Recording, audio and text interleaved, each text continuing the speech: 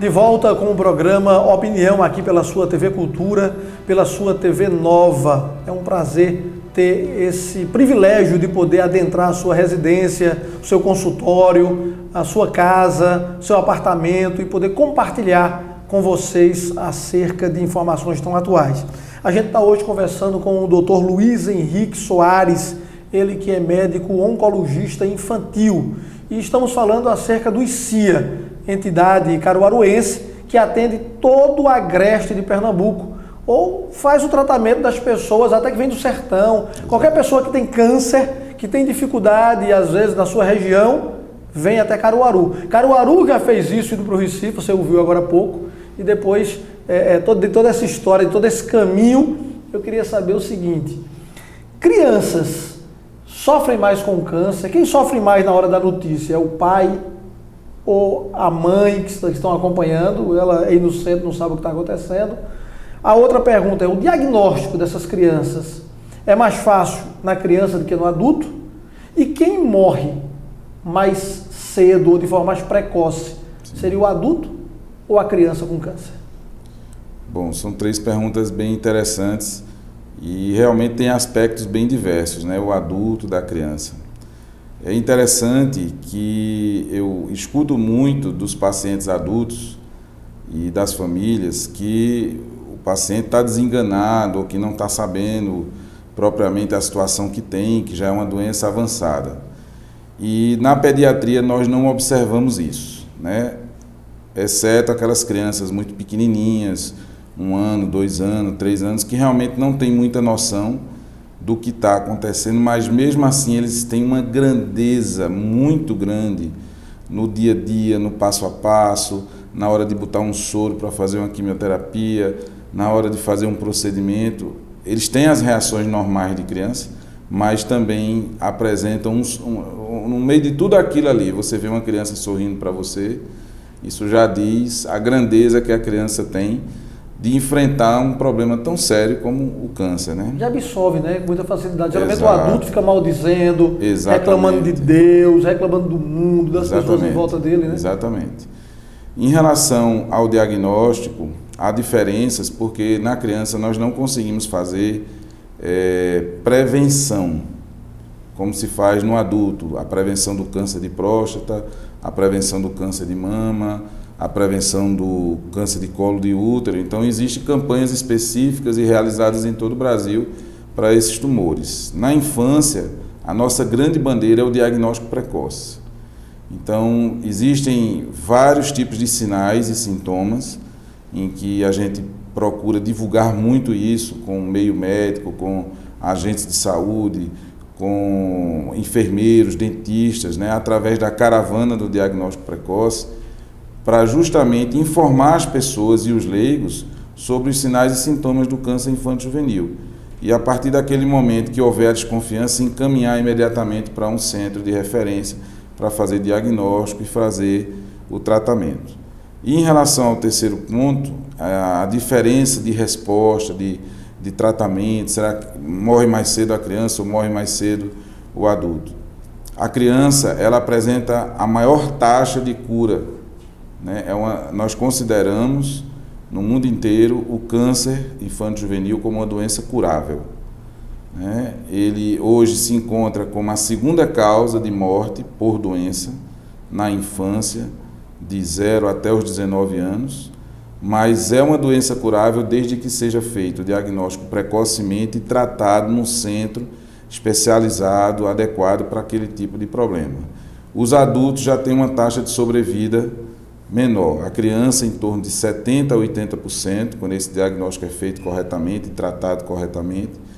E há também uma perspectiva assim, de vida, de sobrevida boa nos adultos, mas com uma taxa menor em torno de 40% a 60%.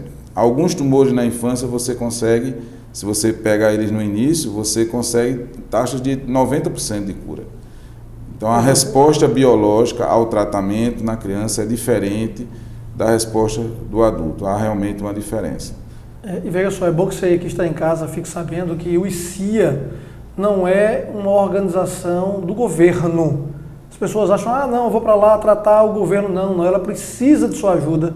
precisa de sua doação. Só aqui, naquela região que a gente chama região metropolitana de Caruaru, nas cidades do entorno de Caruaru, nós temos 1.300.000 pessoas.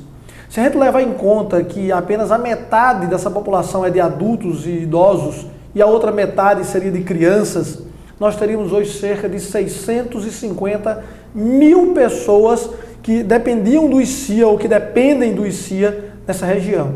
Se cada um tivesse a consciência de fazer uma doação, olha que ridículo que eu vou dizer aqui, de R$2, apenas R$2 por mês, a gente tem 1.300.000 vindo para o ICIA mensalmente. Gente, isso não é nada.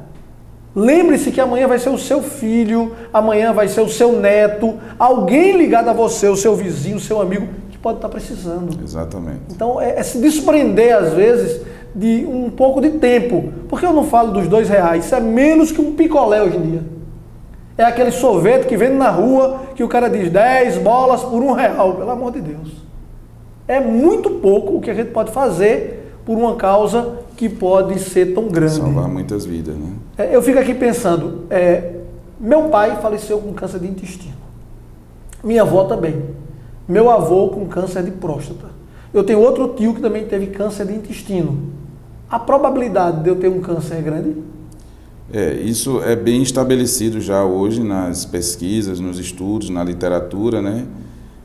Nas famílias onde há um grande número de casos, o que se observa é que há a possibilidade de uma instabilidade genética muito grande. Então, se eu sou parente de primeiro grau de uma pessoa que teve câncer, e se o tipo de câncer tem relação com a questão genética, essa probabilidade é muito grande. Um exemplo deles é o câncer de mama. Então, se a mulher na família tem um câncer, né, e faz-se o estudo na irmã, na mãe, na filha, que são parentes de primeiro grau, e se detecta a alteração também nas células dela, então há a conduta hoje, inclusive, de se fazer a mastectomia, mesmo que a mulher não tenha o câncer. Um exemplo na infância é o retinoblastoma. Ele é um câncer hereditário, né? Então, irmãos de um paciente que tenha o retinoblastoma, obrigatoriamente nós precisamos acompanhá-los durante uns 5 anos da sua vida, dos primeiros anos de vida, até a gente superar aquela faixa etária de probabilidade de desenvolver. Então, assim, concluindo a história que você contou, é importante que haja uma vigilância, uma visitação maior ao médico, né? Você tem que procurar um médico especialista em intestino, né? E qualquer sintoma que surgir deve ser imediatamente investigado, com uma história tão rica como essa. Agora, obrigatoriamente, não quer dizer que você vai desenvolver o tumor. É bom lembrar, quando ele diz aí que eu tenho uma história rica, não é tão rica assim não, viu? É rica de diagnósticos. De diagnóstico, é verdade. Diagnósticos. E isso aí é bom para você saber em casa, pelo seguinte, você precisa saber que se a sua família tem um histórico, você pode ter uma criança na sua família que vai ser o próximo a ser atendido no ICIA. Para você olhar para essa instituição com o maior carinho, para você perceber que cada criança daquela que está sendo atendida tem um custo. Algumas empresas, a gente sabe que tem uma empresa grande que hoje destina parte de sua renda, de sua arrecadação para o ICIA. Mas isso é o mínimo que se pode fazer. Nós precisamos estar juntos. Vocês viram lá quantas pessoas trabalham lá através do telefone, utilizando o telemarketing, pedindo a sua ajuda. Então, quando você receber um telefonema, escutar que é do ICIA, se coloque à disposição. Lembre-se que é qualquer valor. Às vezes a gente fica com vergonha de dar um valor pequeno, mas é qualquer valor. Que você pode. Qualquer valor. É melhor dar qualquer valor do que ficar com vergonha e não dar nada. Mais ou menos por aí. Sim. Como é que estão as obras lá? Estão caminhando, né? Nós estamos agora organizando o nosso centro administrativo para poder dar mais estrutura no atendimento. Que no princípio nós tivemos que dividir um pouco o espaço que tínhamos com toda essa área que vocês viram de telemarketing, a parte administrativa, a parte dos departamentos que organizam tudo que funciona no ICIA.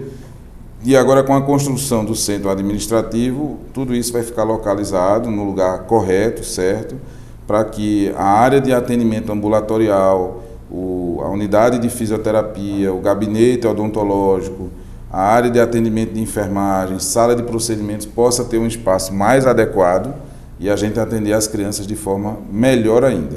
Tem casos aqui que ainda se leva para o Recife?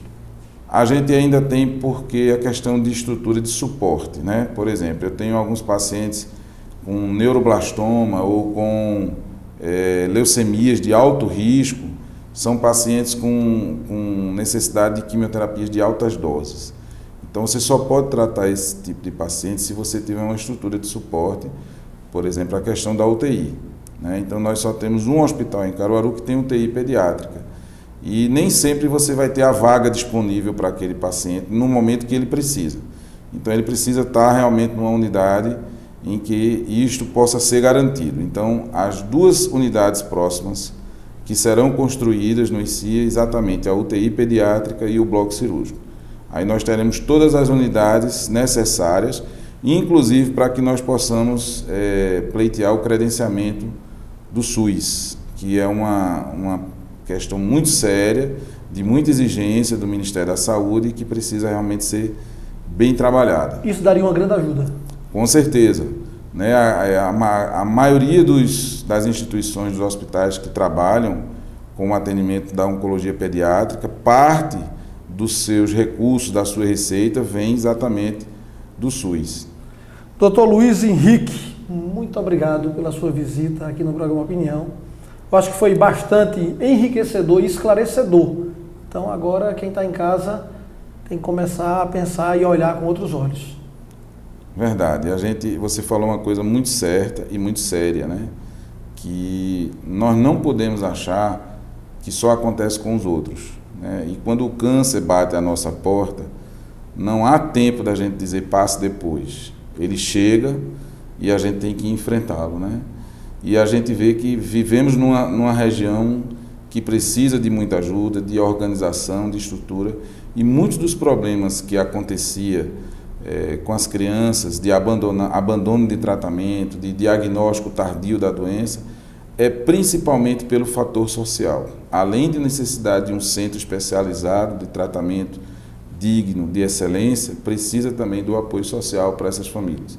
Então a participação de toda a comunidade, da sociedade é muito importante. Então, encerrando nosso programa, fazendo aqui um trocadilho. Aquilo que acontecia e se existe hoje para que não aconteça mais. Ajude, colabore. Até o próximo programa. Um grande abraço.